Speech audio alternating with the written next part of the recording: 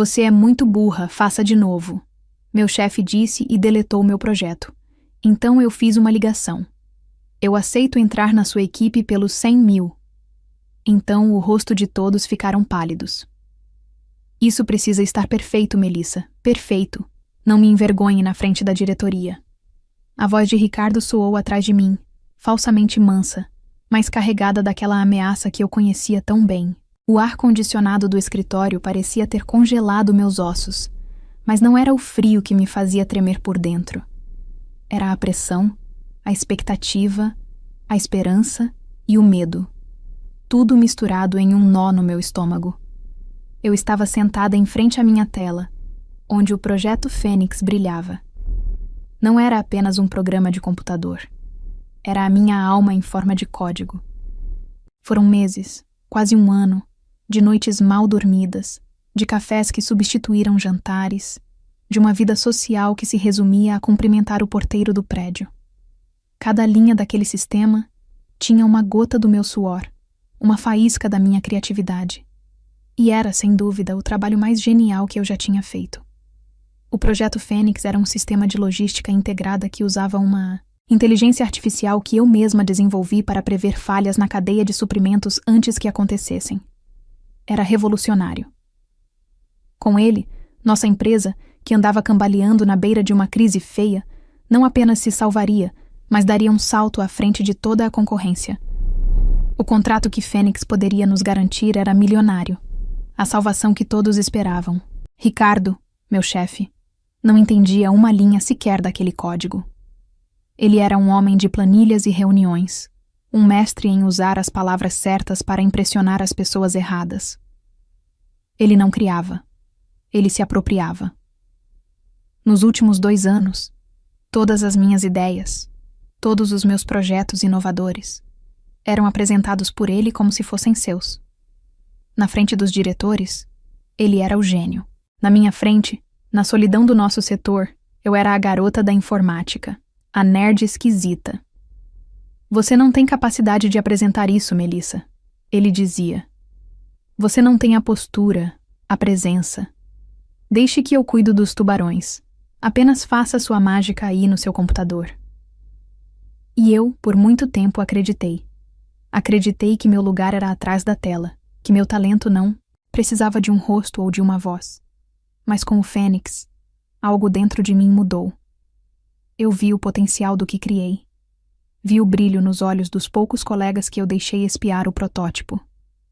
Vi a solução para problemas que assombravam a indústria por décadas.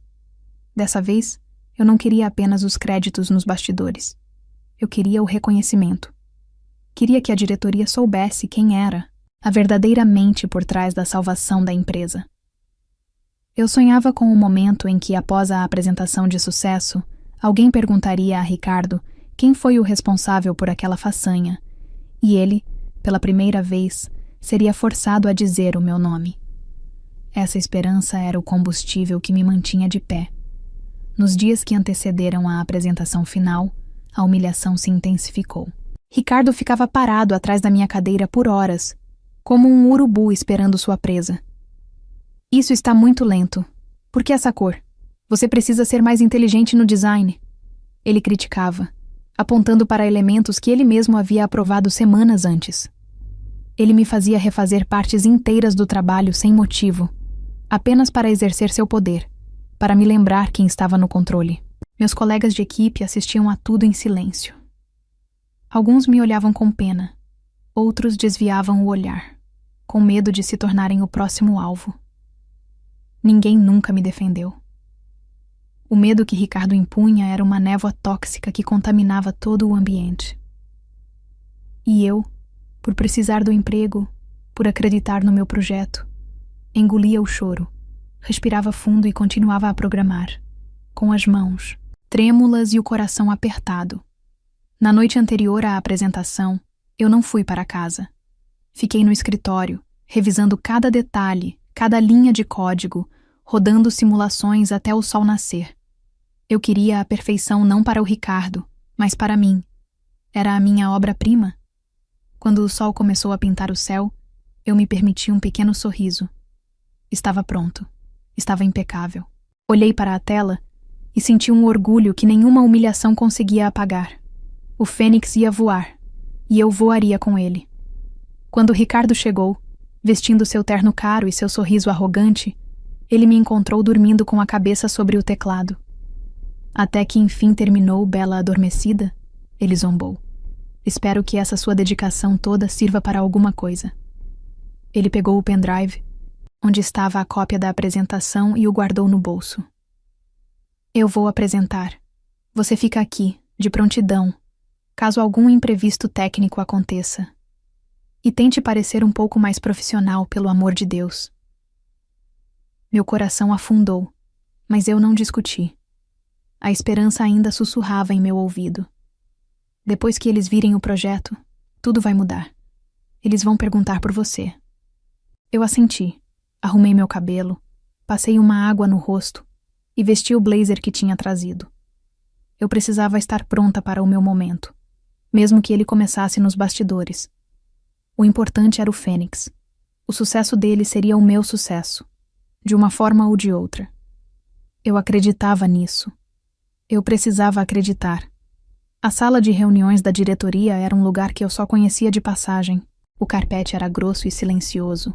A mesa de madeira escura parecia um altar antigo, e as janelas iam do chão ao teto, revelando uma vista panorâmica da cidade que parecia zombar da minha insignificância. Eu estava em um canto, ao lado de um carrinho com café e água, sentindo-me como uma peça do mobiliário. Meu notebook estava conectado a um pequeno monitor, minha única janela para a apresentação que acontecia do outro lado da sala. Ricardo começou a falar, e sua voz, que para mim era um gatilho de ansiedade, soava calma e confiante para os diretores.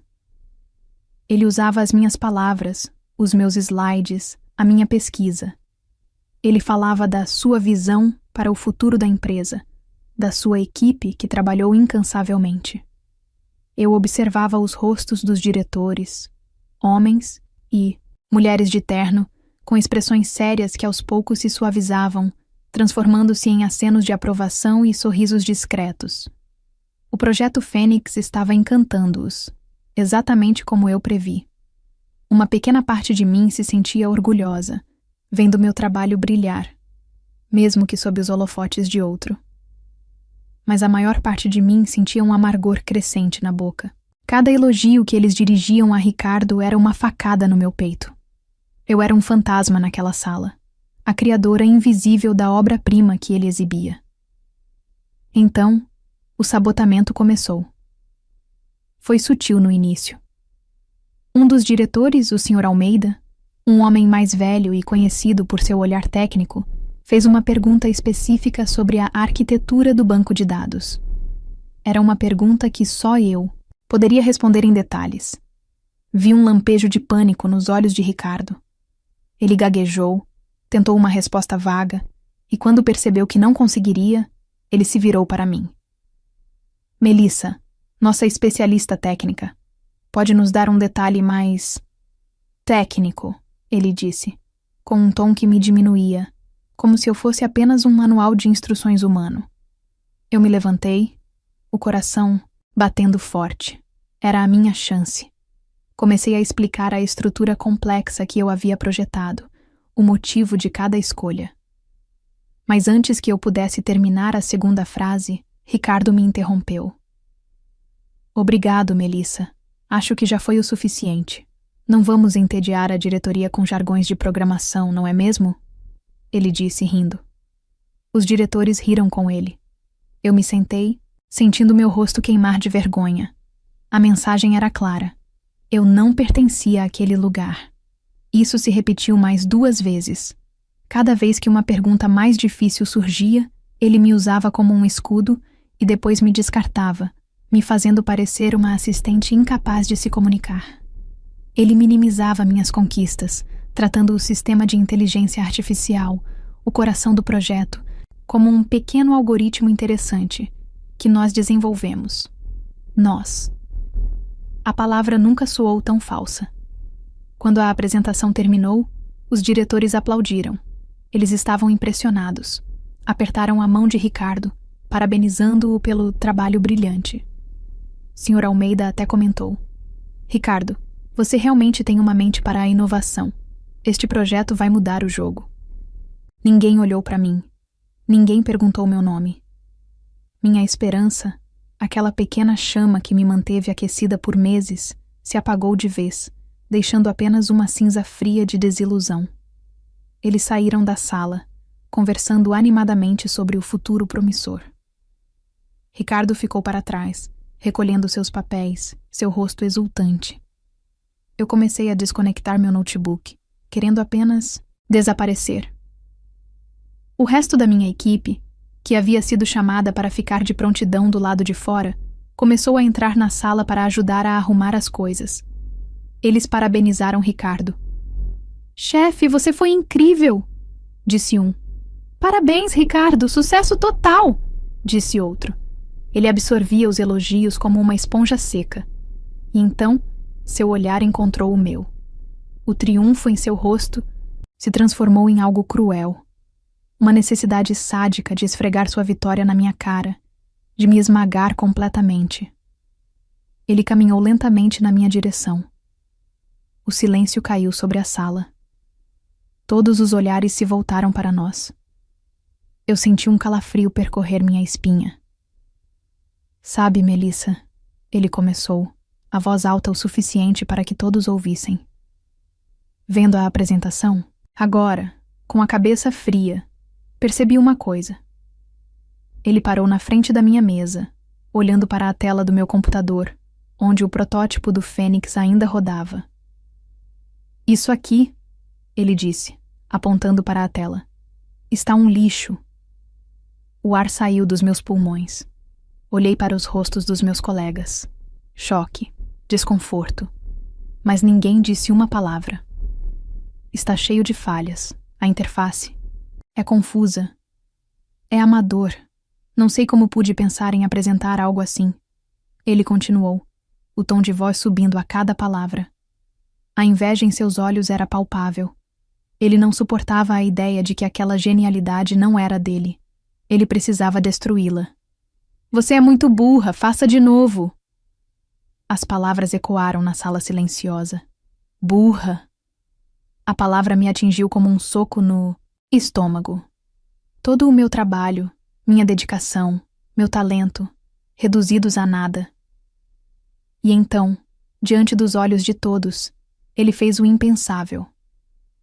Com um sorriso sádico, ele se inclinou sobre meu computador, pegou o mouse e, com um movimento deliberado, arrastou a pasta principal do projeto Fênix para a lixeira.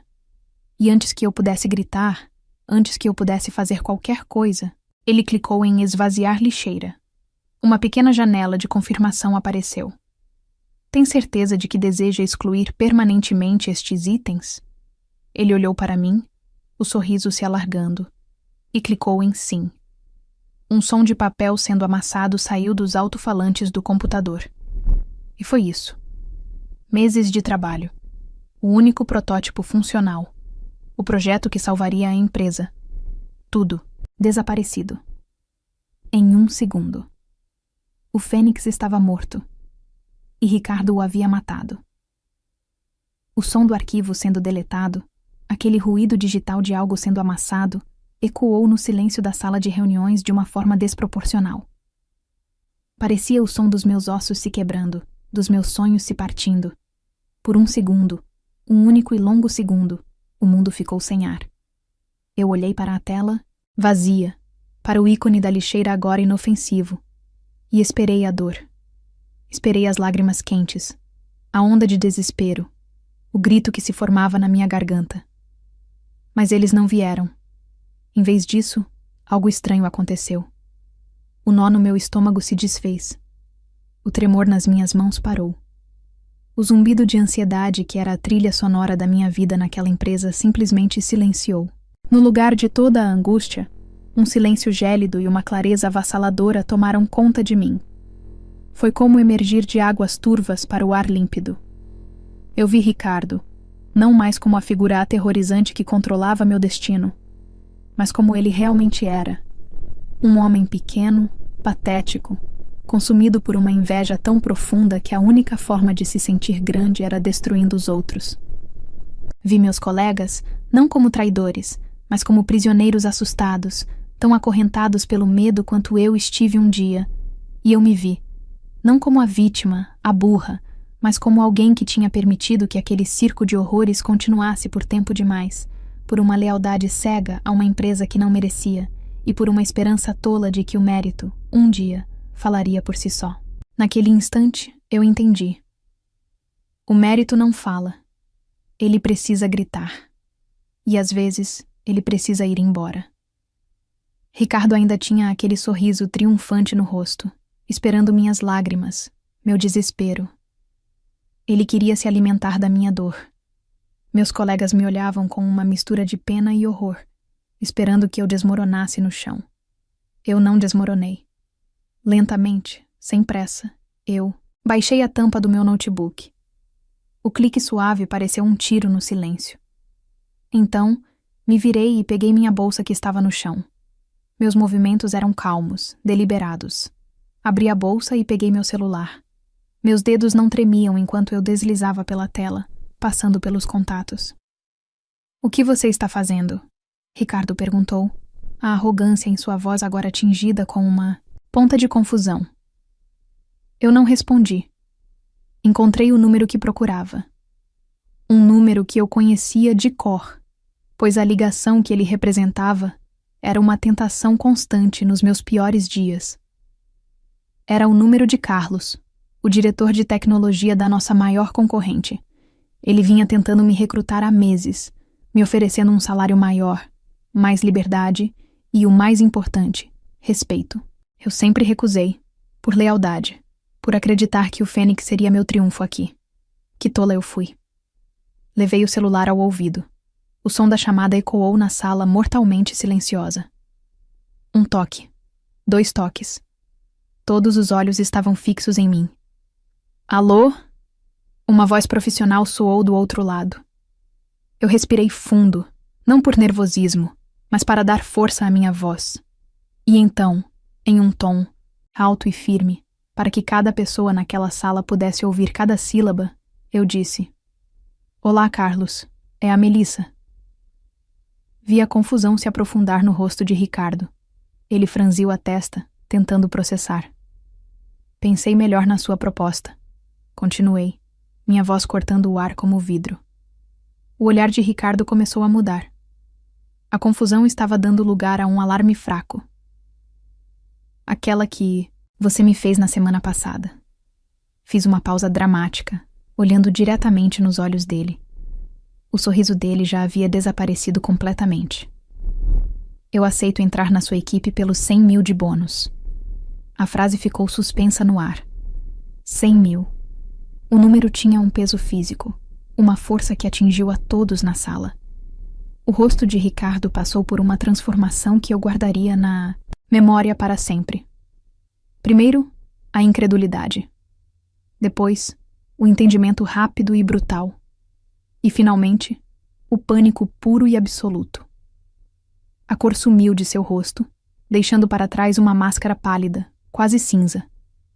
Seus olhos se arregalaram e sua boca se abriu ligeiramente, como um peixe fora d'água. Ele não era o único. Olhei ao redor e vi o mesmo pânico refletido nos rostos dos outros gerentes de equipe que estavam ali. Eles não eram programadores, não entendiam de código, mas eles entendiam de negócios. Eles sabiam quem era Carlos.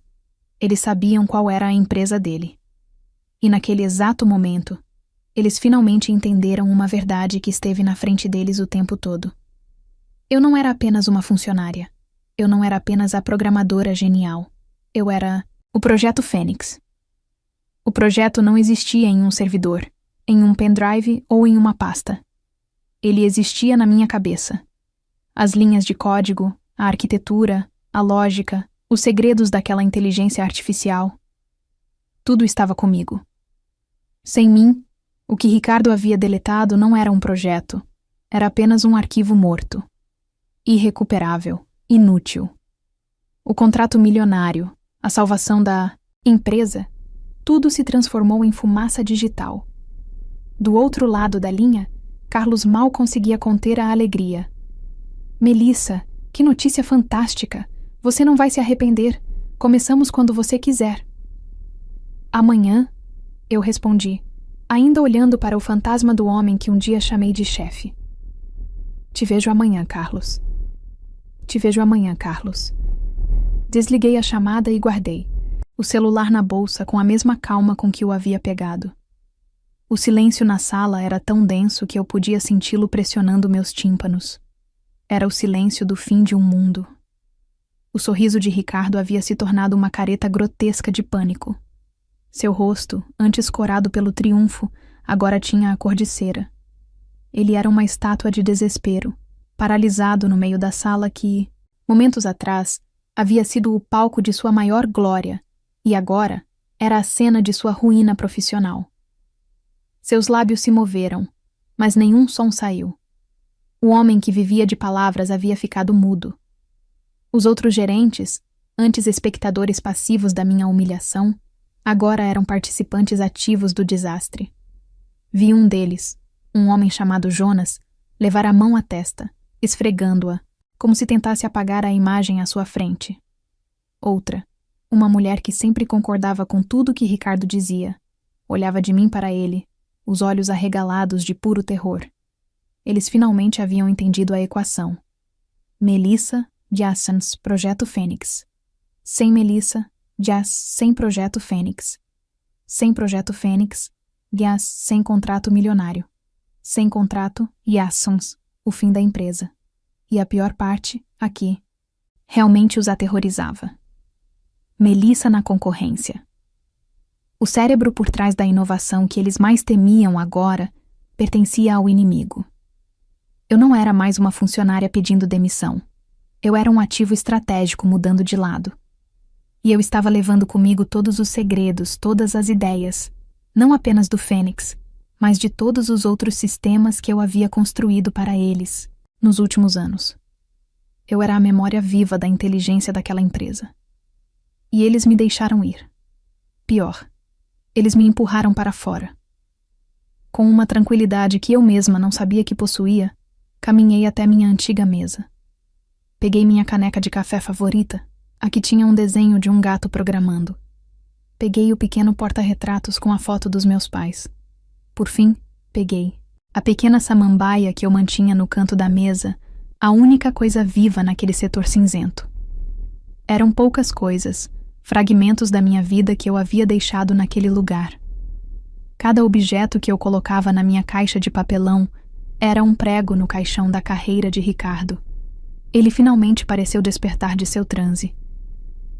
Melissa, espere. Ele conseguiu sussurrar, a voz rouca e fraca. Nós podemos conversar. Podemos acertar isso. Um aumento. Você pode ter um aumento. Eu parei por um momento com a caixa nos braços. Olhei para ele. Não com raiva nem com ódio. Olhei para ele com pena. Ele ainda achava que se tratava de dinheiro. Ele não entendia que o que ele havia destruído não tinha preço e que o que eu havia conquistado naquele momento era a liberdade. Não, Ricardo. Não podemos. Respondi. Minha voz suave, mas final. Você já me deu tudo o que eu precisava hoje. Virei-me e comecei a andar em direção à porta. Meu caminho me fez passar bem na frente dele. Ele recuou um passo, como se eu emitisse um calor que ele não podia suportar. Pela primeira vez, ele estava com medo de mim. Ao passar por ele, pude ouvir o caos, começando a borbulhar. O telefone de Jonas tocou, e ele atendeu com uma voz trêmula. Senhor Almeida? Sim, senhor. Houve uma complicação. A mulher começou a falar em voz baixa e rápida com outro gerente. O que vamos fazer? O código. Ela é a única que... Eu não olhei para trás. Caminhei pelo corredor do escritório de cabeça erguida. As poucas pessoas que estavam em suas mesas pararam o que estavam fazendo para me observar. Elas tinham ouvido os gritos de Ricardo antes. Tinham me visto entrar na sala de reuniões como uma cordeira indo para o abate. Agora, me viam sair como a dona do meu próprio destino, deixando para trás o som do colapso. Dentro do elevador, a sós, eu me olhei no espelho. Eu esperava ver uma mulher quebrada, com os olhos vermelhos de choro. Mas vi uma mulher que eu mal reconhecia. Havia uma força em seu olhar, uma calma em sua expressão. A humilhação havia sido lavada, substituída por uma dignidade inabalável. O verdadeiro triunfo não foi o golpe fatal que eu dei na empresa ou na carreira de Ricardo. Isso foi apenas uma consequência, um efeito colateral de suas próprias ações. Meu verdadeiro triunfo foi a descoberta da minha própria força. Foi perceber que eu nunca precisei da aprovação dele, nem de ninguém. O valor do meu trabalho não estava no reconhecimento deles, mas na minha capacidade de criá-lo. Quando as portas do elevador se abriram no térreo, o ar fresco da rua me envolveu. Parecia o primeiro fôlego de ar de verdade que eu respirava em anos. Do lado de fora, o sol brilhava e a cidade se movia em seu ritmo normal, indiferente ao drama que acabara de se desenrolar nos andares de cima. Deixei para trás um prédio onde um homem cruel colhia os frutos amargos de sua própria maldade. Deixei para trás uma empresa que permitiu que seu maior talento fosse esmagado. Minha ação não foi um plano elaborado. Foi um ato de autopreservação, um ato de superação. Eles não me destruíram. Eles me libertaram. E ao longe, eu podia quase ouvir as cinzas do fênix se juntando. Não para renascer para eles, mas para voar comigo, em direção a um novo horizonte.